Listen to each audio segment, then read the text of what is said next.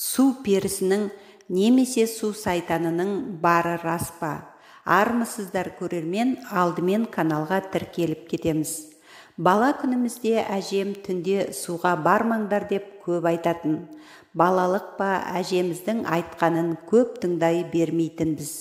Әсіресе ауыл сыртында ағып жатқан өзенге кешке қарай ұрланып барып бір сүңгіп шықпасақ, құмарымыз қанбай тұратын.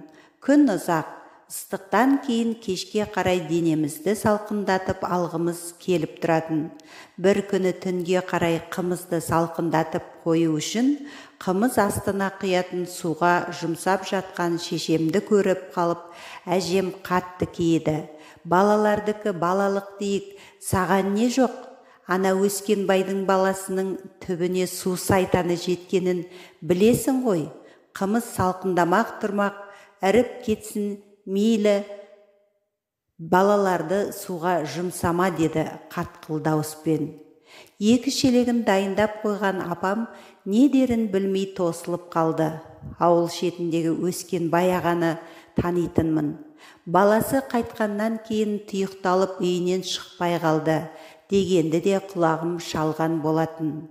Алайда мән бермеппін.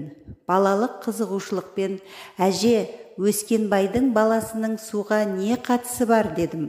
Шеті шыққан әңгіменің анық-қанығын естігім келіп. Әжем күрсініп алып, әңгімесін бастап кетті. Ешқашан түнде суға барма, ағынды суға түспе, судың иесі болады. Оның мазасын алмау керек, су сайтаны болады. Кезігіп қалған адамының есін аудырып, ертіп кетеді деген сөз бар.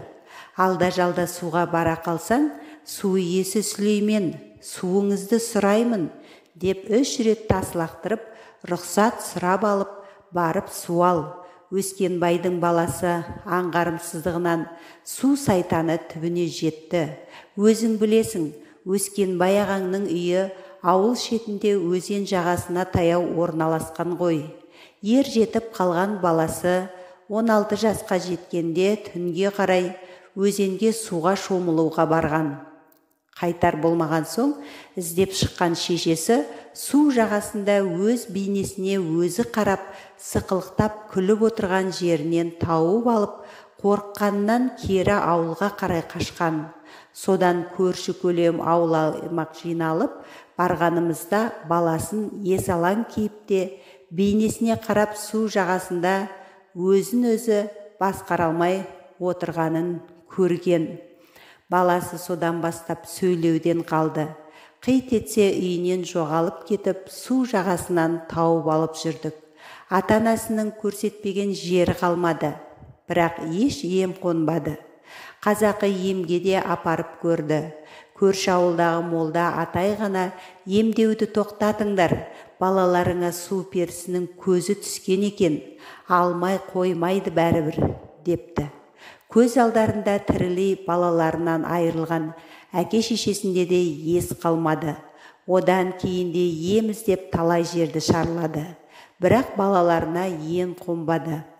Ақыры бір күні ауыл шетіндегі үйінен шулап жылаған дауыс естілді. Баласы өзі жалғыз ұл еді. Бетінен қақпай айтқанын қыла беретін. Суға да сол тыңдамай барып жүрді-ау.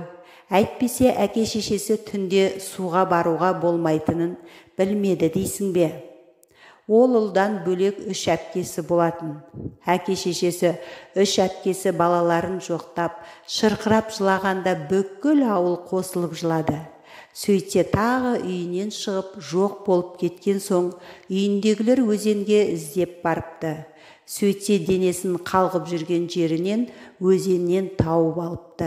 Сірә суға түсіп кеткеніне де біраз уақыт болса керек.